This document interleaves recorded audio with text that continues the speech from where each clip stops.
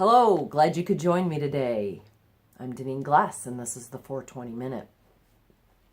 So just real quick, in case you are new to the 420 Minute and not really sure what's going on, I thought I would just take a moment to explain. 4 years ago, or maybe even 5 years ago, we started church in a bar, and it was called The Gathering. And that happened kind of like the school year from September to May. It happened every Sunday, or excuse me, one Sunday a month, every third Sunday. So, and we would get started with The Gathering about 4:20 on that Sunday afternoon. And people had asked for something more frequent, but we couldn't have the bar open every Sunday. Otherwise, they would get no time off whatsoever. So we ended up coming up with this video devotional, and The Gathering has since ceased to be, but I have stuck with the 420 Minute because people have asked me to do so. Now, you might be thinking, I get it, 420, that's funny. And it is. I'm all right with that. There's also two other reasons. One I already mentioned. We used to get going about 4:20 because we always waited until the Detroit Lions were done. We're from Michigan. We're loyal if nothing else. So we would wait until the Lions got done, and that would usually be about 4:20. The other reason for the 420 Minute is, like I said, my mother passed away 2 years ago on 420, and so all of those things are legitimate reasons why we call this now the 420 Minute. So last weekend, I was in Mackinac City by myself, needed some time to get away. I also was going to look at a home up in the UP. I'm not really 100% sure what I'm going to do, but I don't think I'm going to buy a place yet. It feels too limiting. But at this point in the weekend, I was sitting out on the beach on Lake Huron there. It was pretty chilly. I was kind of all bundled up, and I'm watching, the waves crashing, and I can see the bridge off in the distance, and I start watching these seagulls, and it's clear that the one that's on the beach with me is communicating with other gulls. And pretty soon that seagull takes off to a hotel down the way. And then, and I see another, and then two more, and then four more. And, somebody must have had some food or some crackers or something that they were feeding the gulls, because they were all now down the way. I sat there longer and wasn't really even paying all that much attention to the gulls. But pretty soon, one came flying back and kind of crashed into the water, maybe 20 feet out from the beach. And it was clear that that gull went for a fish, but quickly pulled up out of the water. I could see the fish for a moment. It dropped back in the water. I think the gull injured the fish, because pretty soon here comes another gull, and this one dive bombs and goes for the fish. And then I see, a third and a fifth and a 10th and a 15th gull, and they're all, this poor fish has got to be dead by now. I really can't see it floating in the water, but I've seen it come up out of the water a couple times, so I know what they're going for.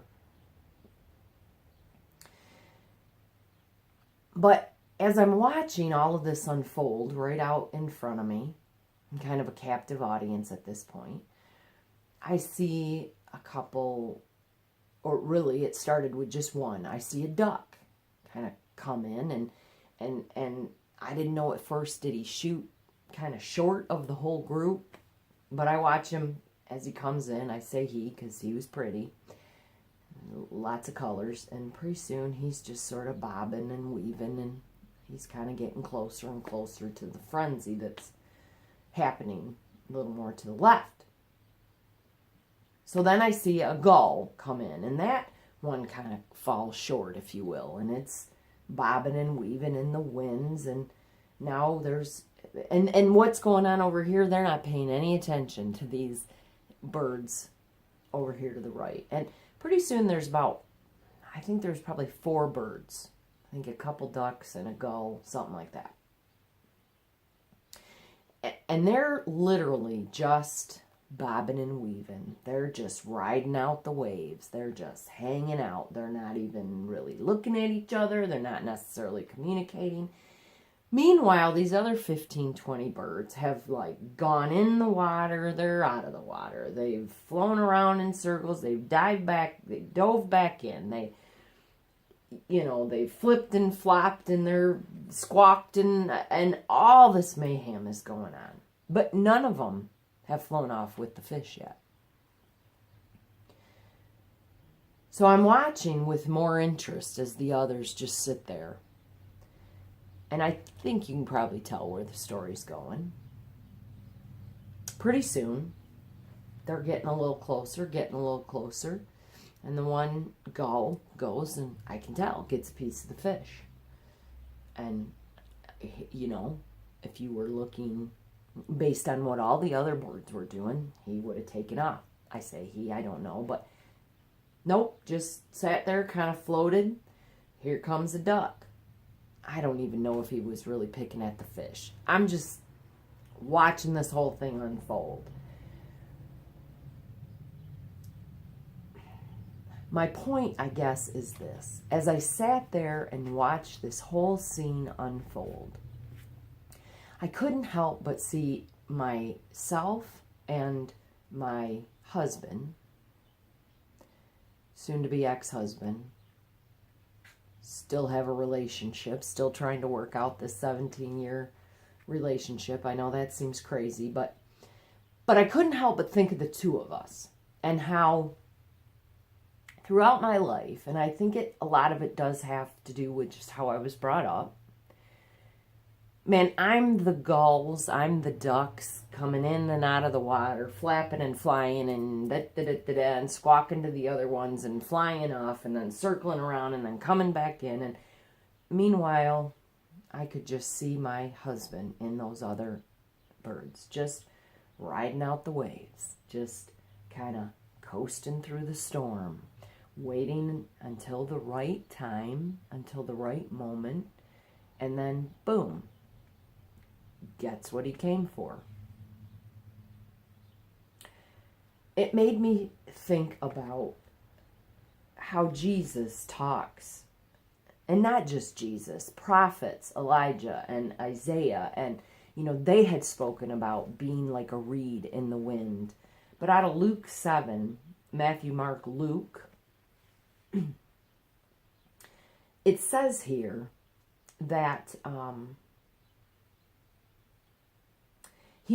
Jesus was talking about John the Baptist.